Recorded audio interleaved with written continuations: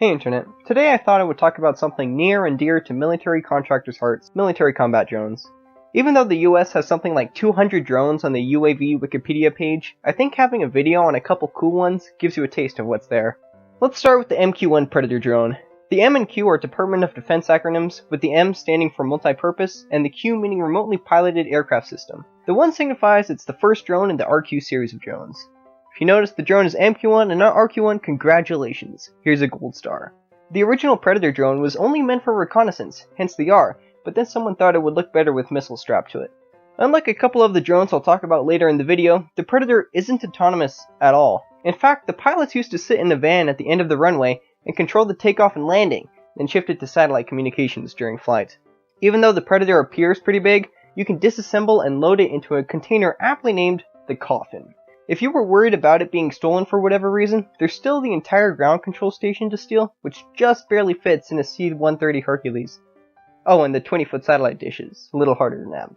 The Predator drone research program has cost about $2.5 billion, while each drone is about $4.5 million each. These are mind-bogglingly big numbers, but rather small in comparison to, say, the F-35. I know they aren't exactly apples-to-apples comparisons, but with the F-35 research costing $1.5 trillion, it makes the Reaper seem like something out of the bargain bin in comparison. On March 9th of this year, the Predator was retired, leaving its bigger and better brother, the MQ-9 Reaper, to do the dirty work. The heck, this guy just skipped 7 drones.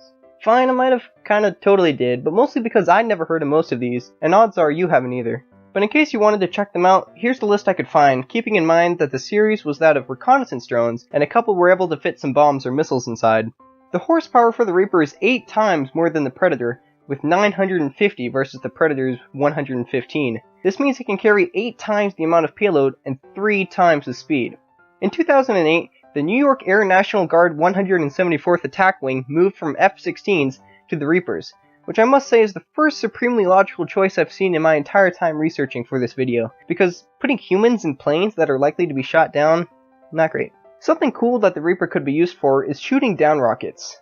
The plan would be to use infrared sensors from multiple Reapers to accurately find the position of inbound rockets, and then use those coordinates to fire an SM-3 missile at it. You know, instead of shrinking people to the quantum level and going through the rocket. Actually, could someone please explain that to me? Why didn't they just blow up the rocket engine at the back? Whatever, not bitter or anything. The X-47B looks really awesome. I mean, look at the thing, just wow. It's revolutionary in the world of military drones wait, hold up, just one more look. Beautiful.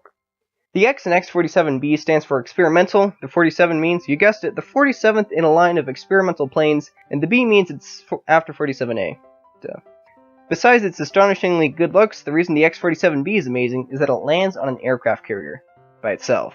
For those who look into airplanes a lot, you know that this is quite the feat. It first landed on a carrier back in 2013, 6 years ago. It can also fly in coordination with human pilots, as well as do in-flight refueling.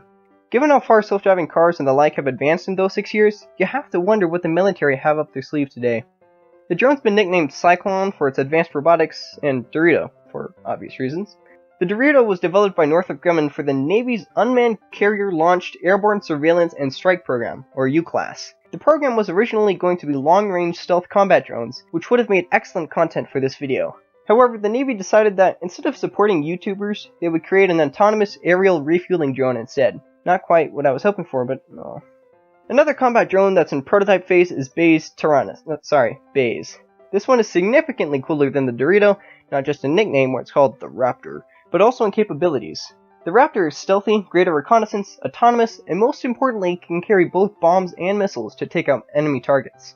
A demonstrator flight first took place in 2013, but here's the kicker. The derivative for the Raptor is planned to be operational in 2030, so still a while to go before we see this sweet looking drone in combat. Bay also says that the Raptor will be incorporating both an autonomous and survivable UAV concept design. It seems unlikely that they would incorporate intentionally unsurvivable design, but it does seem interesting that they felt they had to put that in there. To finish off, we're going to take a look at the Tactically Exploited Reconnaissance Node. This is a weird one. All the other drones we've talked about so far have basically been regular takeoff and landing, but just to get context of what we're about to see, check out this video from the 50s on the Convair XFY Pogo. Keep in mind that this was a manned plane with no real ejection option. Now the turn is essentially the same thing, just without a guy looking like he's about to parallel park a plane. It actually makes sense from a certain viewpoint, mainly because the two reasons the Pogo was retired was A, looking backwards while landing was just a tad bit difficult, and B, landing on a carrier, which we already said was hard, going backward is definitely more than just difficult. The Tern could be a replacement for helicopters on small ships, which can only go so far at low speed. However, any attempts to look up what these farther distances or faster speeds are would be in vain. Why? Because it's in competition with Bell Helicopter, famous for the Valor tilt-rotor aircraft, for contracts by the Navy and Marines sometime in the future, so everything is very classified.